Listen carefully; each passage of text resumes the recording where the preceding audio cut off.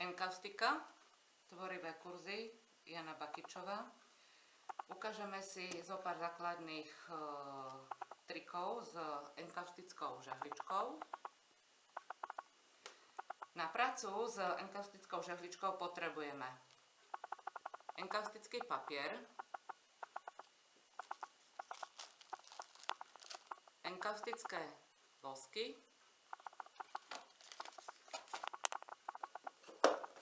a samozrejme enkaustickú žehličku. Keď začíname pracovať, pripravíme si pracovnú dosku, rôzne noviny, na to položíme biely obrusok, čistiacu utierku a pracujeme. Ukážeme si základné postupy. Žehličku máme v sieti, máme ju očistenú. Na žehličku nanesieme vosk.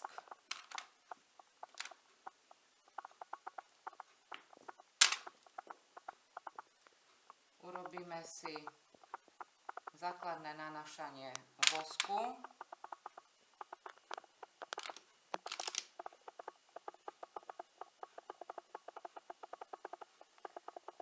Táto metóda sa volá hladké posúvanie.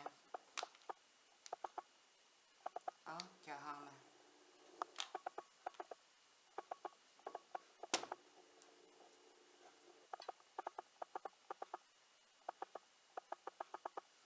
Žehličku si za každým utrieme. Ukážeme si ďalší spôsob, a to je posúvanie s vytváraním vzoru.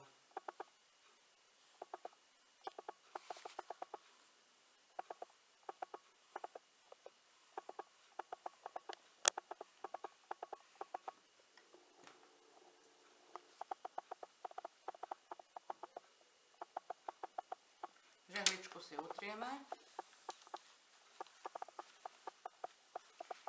Ukážeme si vlnkovanie.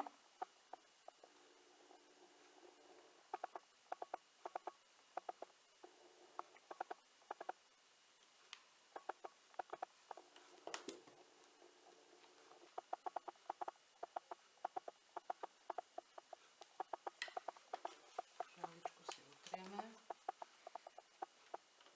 Ďalšie si ukážeme tupovanie, pravidelné tupovanie. Žehličku položíme a zdvihneme.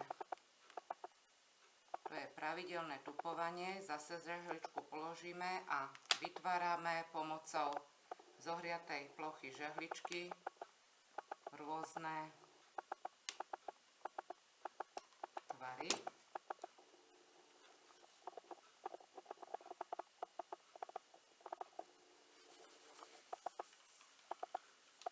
Pomocou žehličky vieme vytvárať aj nepravidelné tupovanie. Nanesieme si na žehličku vosk a celú plochu pritlačíme. Odtiahneme. Podľa toho, ako dlho žehličku držíme, sa nám vytvárajú rôzne tvary.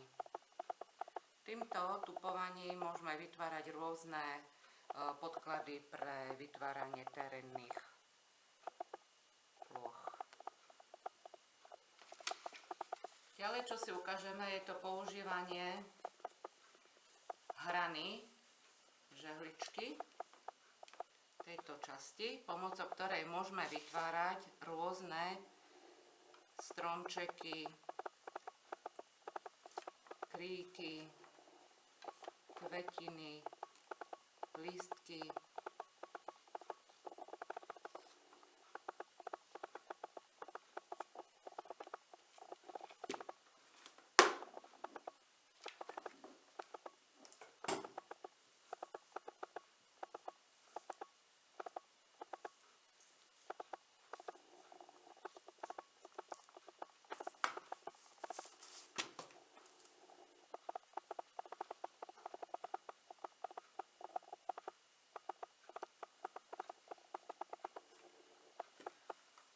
si ukážeme, ako pomocou špičky žehličky môžeme dosiahnuť rôzne tvary. Vytvárame napríklad rôzne tenšie konáre,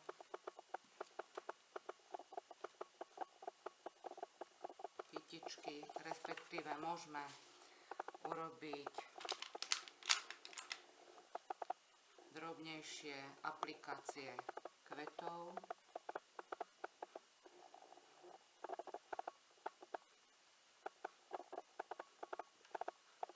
alebo vtáčika.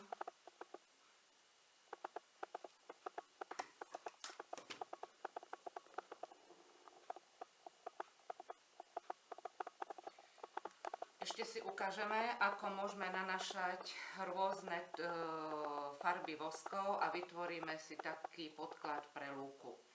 Čiže nanesieme si viacero druhov farieb vosku.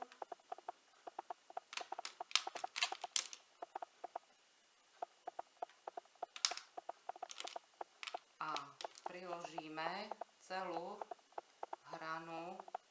stranu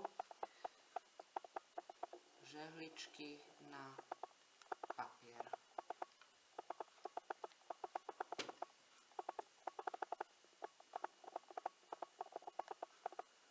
Takto máme rôzny podklad, z ktorého si pomocou buď špičky alebo hrany môžeme vytvárať rôzne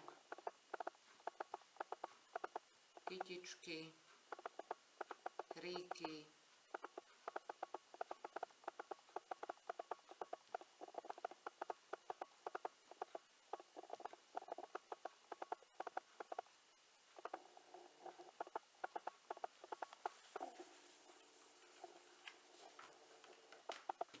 nakoniec, keď máme celý obrázok ukončený, zoberieme papierový obrúsok, celý obrázok preleštíme